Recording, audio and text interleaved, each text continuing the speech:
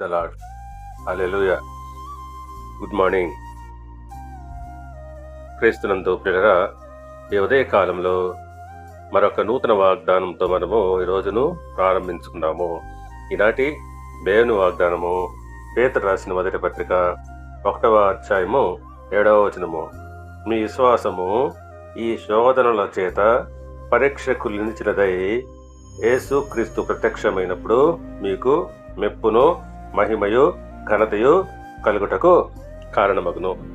పిల్లరా, మీ విశ్వాసము అగ్ని చేత శుద్ధి చేయబడిన బంగారము వలె శోధనల చేత పరీక్షింపబడినదై యేసుక్రీస్తు ప్రత్యక్షమైనప్పుడు మహిమకు ఘనతకు కారణమవుతుంది.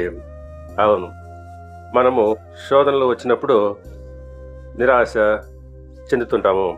కానీ మనము నిరాశ చెందకుండా శోధనలను సహించినప్పుడు శుద్ధ సువర్ణము వలె మన విశ్వాసము మార్చబడుతుంది.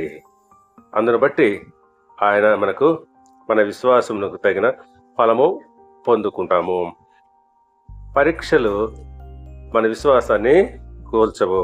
అది మీ విశ్వాసాన్ని మరింత బలంగా తయారు చేస్తుంది.